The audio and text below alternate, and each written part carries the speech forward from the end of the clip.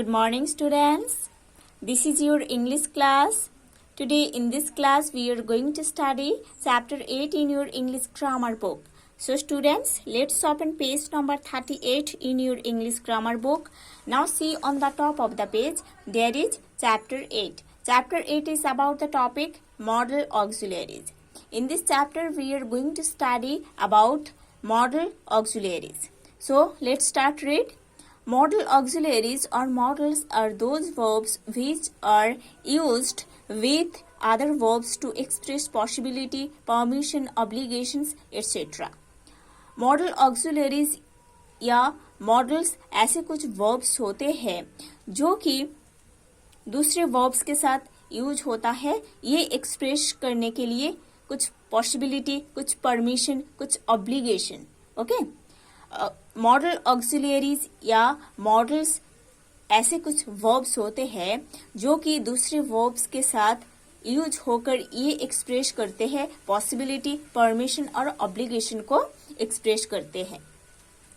Some modals auxiliaries are can, may, must, shall, will, dare, used to, could, might, ought to, should, would, need. These are the modal auxiliaries. The use of some modals. कुछ modals का use हम पढ़ेंगे इधर. Will, shall. Will and shall are used when we want to refer to a time in future. Okay? Will and shall को हम use करते हैं जब हम फ्यूचर में किसी टाइम को रेफर करना चाहते हैं तब हम विल एंड शैल को यूज करते हैं. For example number 1, I shall finish my work quickly. I shall finish my work quickly. मैं बहुत जल्दी मेरा वर्क फिनिश कर दूंगी, है ना. Here the sentence indicates a future action. That's why shall is used. Okay. Number 2, he will finish his work quickly. वो अपने वर्क बहुत जल्दी फिनिश कर देगा, है ना.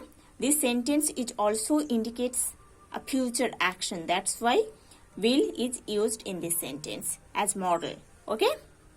Like this example 3 and 4 also given. Okay. Here shall is used for the first person. shall हम first person के साथ यूज करेंगे. ओके जैसे कि एग्जाम्पल नंबर 1 में आई है फर्स्ट पर्सन, इसीलिए उसके साथ हम shall यूज किए हैं. And will is used for the second and third persons. will को हम सेकेंड एंड थर्ड पर्सन के लिए यूज करते हैं, है ना. will जो है ये सेकेंड पर्सन या थर्ड पर्सन के लिए यूज होता है. Second person means you and third person means he, she, it, they etcetera, है ना. ही जो है ये थर्ड पर्सन सिंगुलर है, उसके साथ हम विल यूज किए हैं. हम सेकेंड पर्सन के साथ भी, यू के साथ भी विल यूज करेंगे. Okay. When we desire to refer to not merely future time but also some command, promise, threat और डिटर्मिनेशन. जब हम बस फ्यूचर नहीं कुछ कमांड, कुछ प्रॉमिस, कुछ थ्रेट, कुछ डिटर्मिनेशन के बारे में बोलना चाहते हैं तब हम ऐसे विल शैल का यूज करते हैं. ओके. जब हम बस फ्यूचर टाइम नहीं कमांड, प्रॉमिस, थ्रेट, डिटर्मिनेशन ये सब चीज को एक्सप्रेस करना चाहते हैं तब हम विल एंड शैल का यूज करते हैं. For example number 1, I will return your money without fail. Okay. In this sentence the modal will is used after the first person I to indicate a promise to return your money without fail. Okay.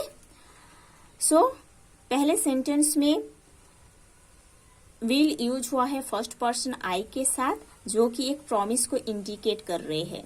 Number 2 example, we will not withdraw from the contest. Okay. In this sentence first person plural we के साथ will use हुआ है। और ये जो sentence है, ये sentence एक डिटर्मिनेशन को रेफर कर रहे हैं। Number 3 example, you shall be punished for your misconduct। In this sentence second person you के साथ शैल यूज हुआ है और ये एक थ्रेट को इंडिकेट कर रहे हैं। ठीक है, like this number 4 is also given. Here shall is used for the second and third persons. इधर शैल यूज हुआ है सेकेंड एंड थर्ड पर्सन के लिए। थर्ड सेंटेंस में सेकेंड पर्सन यू के साथ शैल यूज हुआ है और फोर्थ सेंटेंस में ही है थर्ड पर्सन, उसके साथ शैल यूज हुआ है। And will is used for the first person, और विल यूज हुआ है first person I and first person we के साथ। ठीक है। When the speaker wishes to express some intention of his own, will is used for the first person. Okay? जब किसी speaker अपना इंटेंशन को एक्सप्रेस करने के लिए विश करते हैं तब फर्स्ट पर्सन के साथ विल यूज होता है। जब किसी स्पीकर अपने इंटेंशन को, खुद का जो इंटेंशन उसको एक्सप्रेस करने के लिए विश करते हैं तब हम फर्स्ट पर्सन के साथ विल यूज करते हैं। For example number 1, I will appear in the IAS examination next year.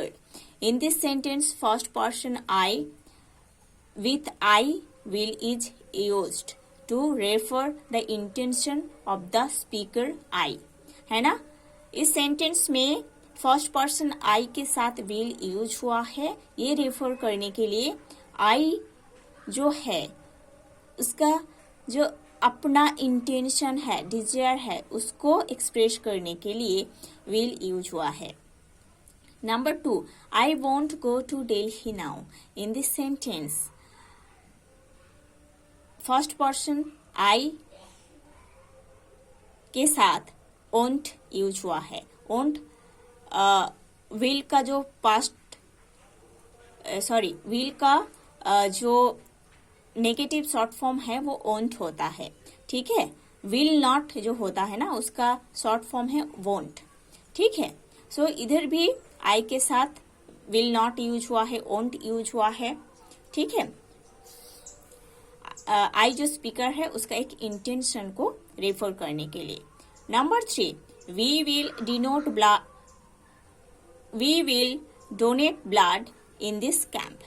In this sentence we first person plural है, उसके साथ विल यूज हुआ है।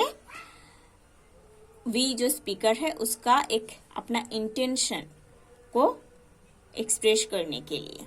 ठीक है, so students, you have to study properly about these model auxiliaries, and here are the use of would, should, the use of can, could, the use of may, might. Students, you have to study properly in detail about this use of should, would, can, could, may, might yourself. Okay, you have to study yourself these portions, and we will do the exercise works from this chapter.